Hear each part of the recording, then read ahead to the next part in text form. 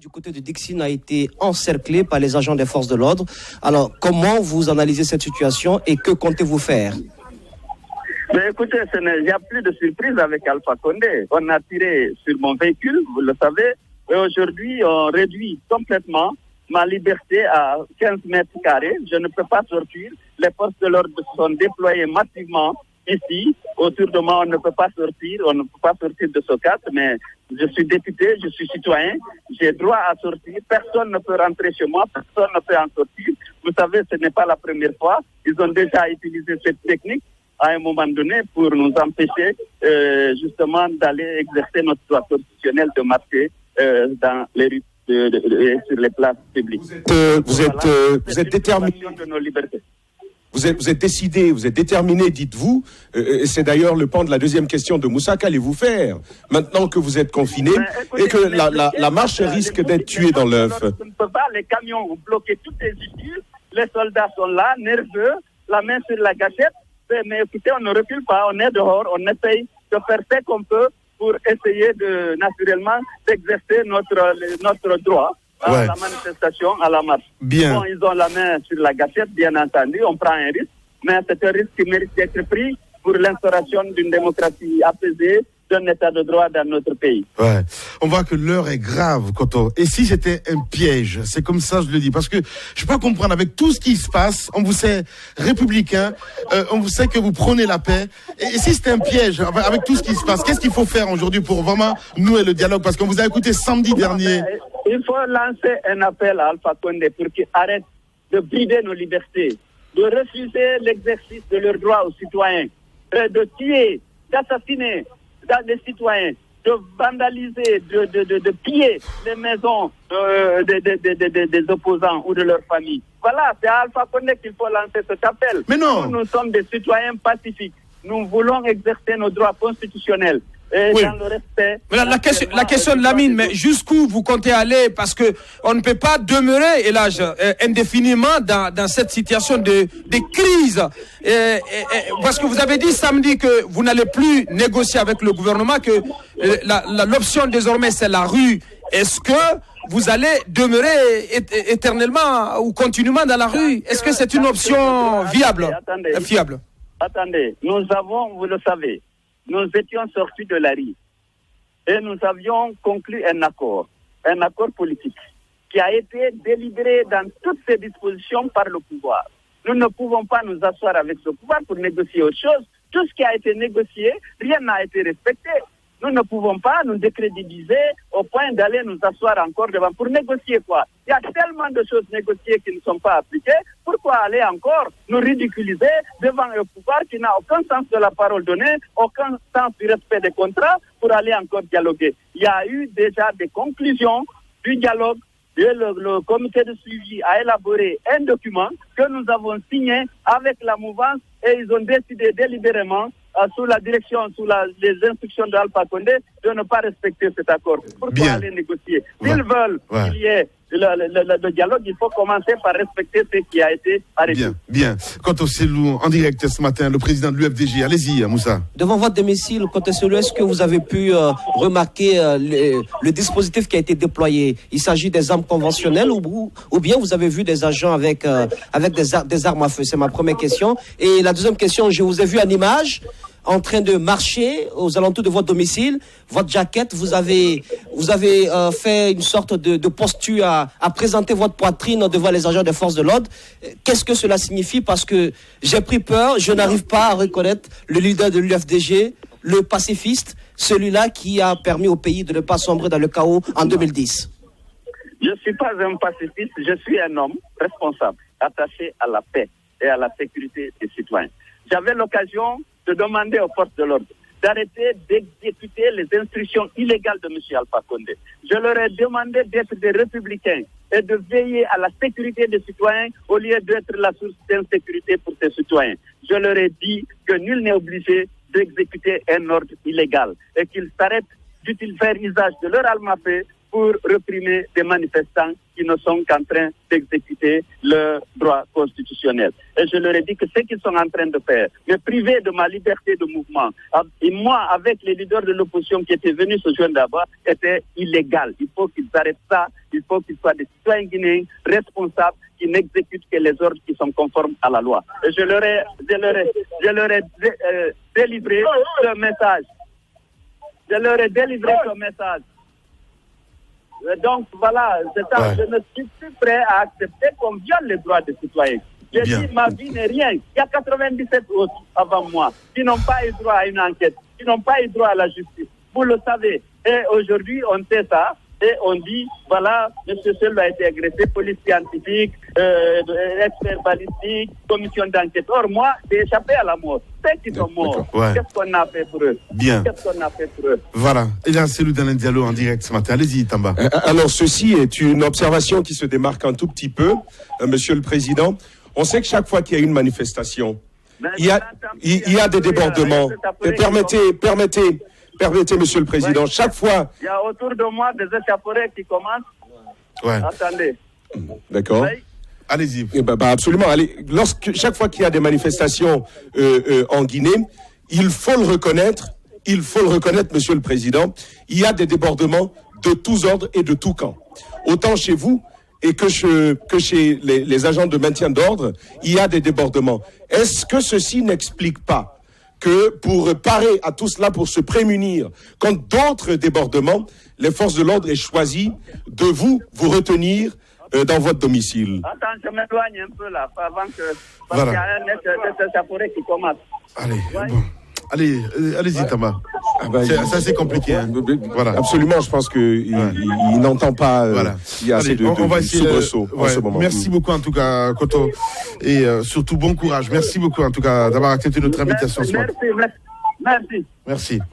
Radio Espace, les grandes gueules. Leur spécialité, c'est la démesure totale.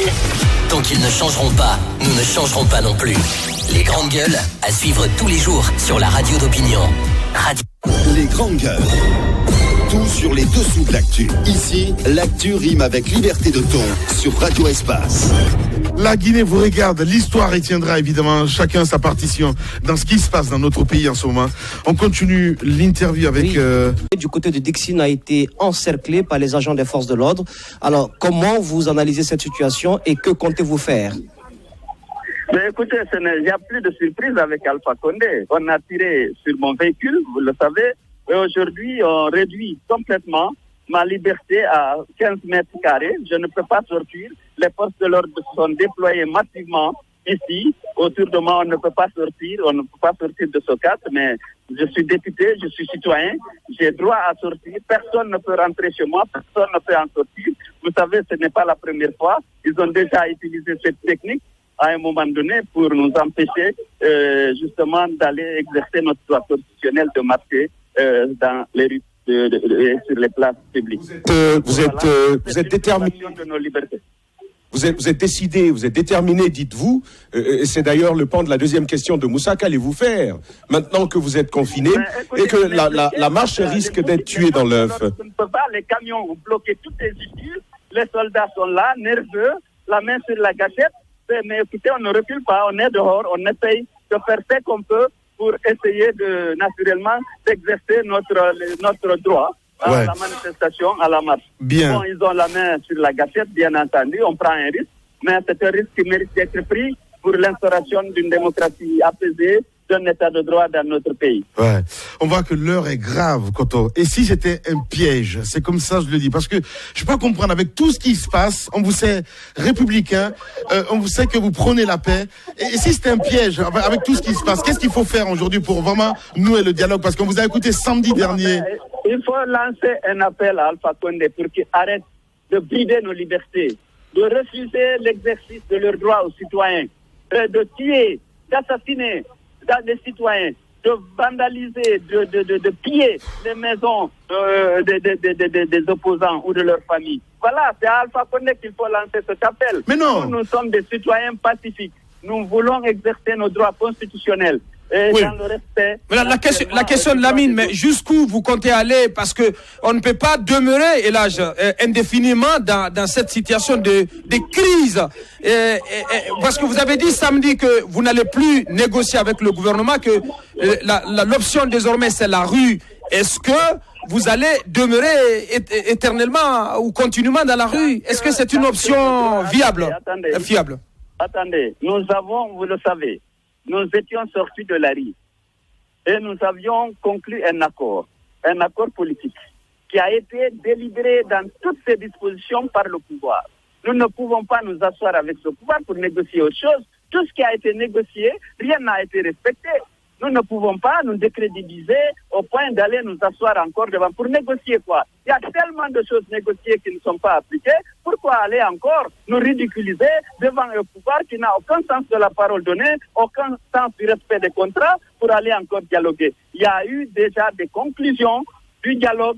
Le comité de suivi a élaboré un document que nous avons signé avec la mouvance et ils ont décidé délibérément sous la direction, les instructions d'Alpha Condé, de ne pas respecter cet accord. Pourquoi aller négocier? S'ils veulent qu'il y ait le dialogue, il faut commencer par respecter ce qui a été arrêté. Bien. Quant au Selou, en direct ce matin, le président de l'UFDG, allez-y, Moussa. Devant votre domicile, quant au Selou, est-ce que vous avez pu remarquer le dispositif qui a été déployé? Il s'agit des armes conventionnelles ou bien vous avez vu des agents avec des armes à feu? C'est ma première question. Et la deuxième question, je vous ai vu en image en train de marcher aux alentours de votre domicile, votre jaquette, vous avez fait une sorte de posture à présenter votre poitrine devant les agents des forces de l'ordre. Qu'est-ce que cela signifie? Parce que j'ai pris peur, je n'arrive pas à reconnaître le leader de l'UFDG, le pacifiste, celui-là qui a permis au pays de ne pas sombrer dans le chaos en 2010. Je ne suis pas un pacifiste, je suis un homme responsable, attaché à la paix et à la sécurité des citoyens. J'avais l'occasion de demander aux forces de l'ordre d'arrêter d'exécuter les instructions illégales de M. Alpha Condé. Je leur ai demandé d'être des républicains et de veiller à la sécurité des citoyens au lieu d'être la source d'insécurité pour ces citoyens. Je leur ai dit que nul n'est obligé d'exécuter un ordre illégal et qu'ils s'arrêtent d'utiliser faire usage de leur arme à feu pour réprimer des manifestants qui ne sont qu'en train d'exécuter leur droit constitutionnel. Et je leur ai dit que ce qu'ils sont en train de faire, me priver de ma liberté de mouvement, et moi, avec les leaders de l'opposition qui étaient venus se joindre là-bas, était illégal. Il faut qu'ils arrêtent ça, il faut qu'ils soient des citoyens guinéens responsables qui n'exécutent que les ordres qui sont conformes à la loi. Et je leur ai délivré ce message. Je leur ai délivré ce message. Donc voilà, je ne suis plus prêt à accepter qu'on viole les droits des citoyens. J'ai dit, ma vie n'est rien. Il y a 97 autres avant moi qui n'ont pas eu droit à une enquête, qui n'ont pas eu droit à la justice. Vous le savez. Et aujourd'hui, on sait ça. Et on dit, voilà, M. Selou a été agressé, police scientifique, expert balistique, commission d'enquête. Or, moi, j'ai échappé à la mort. Ceux qui sont morts, qu'est-ce qu'on a fait pour eux? Qu'est-ce qu'on a fait pour eux? Voilà. Il y a Selou dans un dialogue en direct ce matin. Allez-y, Tamba. Alors, ceci est une observation qui se démarque un tout petit peu, Monsieur le Président. On sait que chaque fois qu'il y a une manifestation, il y a des débordements. Permettez, Monsieur le Président, chaque fois... Il y a autour de moi des échappées qui commencent. Attendez. D'accord. Oui. Allez-y. Absolument. Allez, chaque fois qu'il y a des manifestations en Guinée, il faut le reconnaître, Monsieur le Président, il y a des débordements de tous ordres et de tous camps. Autant chez vous et que chez les agents de maintien d'ordre, il y a des débordements. Est-ce que ceci n'explique pas que pour parer à tout cela, pour se prémunir contre d'autres débordements, les forces de l'ordre aient choisi de vous retenir dans votre domicile? Attends, je m'éloigne un peu là, avant que... Parce qu'il y a un échappé qui commence. Allez, bon. Allez-y, Tamba. Ça, c'est compliqué. Hein. Voilà. Absolument, je pense qu'il il n'entend pas. Il y a assez de soubresauts en ce moment. Merci beaucoup, en tout cas, Koto. Et surtout, bon courage. Merci beaucoup, en tout cas, d'avoir accepté notre invitation ce matin. Merci. Radio Espace, les grandes gueules. Leur spécialité, c'est la démesure totale. Tant qu'ils ne changeront pas, nous ne changerons pas non plus. Les grandes gueules, à suivre tous les jours sur la radio d'opinion. Les grandes gueules. Tout sur les dessous de l'actu. Ici, l'actu rime avec liberté de ton sur Radio Espace. La Guinée vous regarde, l'histoire retiendra évidemment chacun sa partition dans ce qui se passe dans notre pays en ce moment. On continue l'interview avec... Du côté de Dixine a été encerclé par les agents des forces de l'ordre. Alors, comment vous analysez cette situation et que comptez-vous faire? Mais écoutez, il n'y a plus de surprise avec Alpha Condé. On a tiré sur mon véhicule, vous le savez, et aujourd'hui on réduit complètement ma liberté à 15 mètres carrés. Je ne peux pas sortir. Les forces de l'ordre sont déployées massivement ici. Autour de moi, on ne peut pas sortir. On ne peut pas sortir de ce cadre, mais je suis député, je suis citoyen. J'ai droit à sortir. Personne ne peut rentrer chez moi. Personne ne peut en sortir. Vous savez, ce n'est pas la première fois. Ils ont déjà utilisé cette technique à un moment donné pour nous empêcher justement d'aller exercer notre droit constitutionnel de marcher dans les rues. Sur les places publiques. Vous êtes déterminé. Vous êtes décidé, vous êtes déterminé, dites-vous. Et c'est d'ailleurs le pan de la deuxième question de Moussa. Qu'allez-vous faire maintenant que vous êtes confiné et que la marche risque d'être tuée dans l'œuf? On ne peut pas, les camions ont bloqué toutes les issues. Les soldats sont là, nerveux, la main sur la gâchette. Mais écoutez, on ne recule pas, on est dehors, on essaye de faire ce qu'on peut pour essayer naturellement d'exercer notre droit à la manifestation, à la marche. Bien. Bon, ils ont la main sur la gâchette, bien entendu, on prend un risque, mais c'est un risque qui mérite d'être pris pour l'instauration d'une démocratie apaisée, d'un état de droit dans notre pays. Ouais. On voit que l'heure est grave, Koto. Et si c'était un piège, c'est comme ça, je le dis, parce que je peux pas comprendre avec tout ce qui se passe. On vous sait républicain, on vous sait que vous prenez la paix. Et si c'était un piège, avec tout ce qui se passe, qu'est-ce qu'il faut faire aujourd'hui pour vraiment nouer le dialogue? Parce qu'on vous a écouté samedi dernier. Il faut lancer un appel à Alpha Condé pour qu'il arrête de brider nos libertés, de refuser l'exercice de leurs droits aux citoyens, de tuer, d'assassiner des citoyens, de vandaliser, de piller les maisons des opposants ou de leurs familles. Voilà, c'est à Alpha Condé qu'il faut lancer cet appel. Mais non. Nous sommes des citoyens pacifiques. Nous voulons exercer nos droits constitutionnels. Et dans le respect. Mais la question de Lamine, mais jusqu'où vous comptez aller? Parce que on ne peut pas demeurer, Elhadj, indéfiniment dans cette situation de crise. Parce que vous avez dit samedi que vous n'allez plus négocier avec le gouvernement, que l'option désormais c'est la rue. Est-ce que vous allez demeurer éternellement ou continuellement dans la rue? Est-ce que c'est une option viable, fiable? Attendez, nous avons, vous le savez, nous étions sortis de la rue et nous avions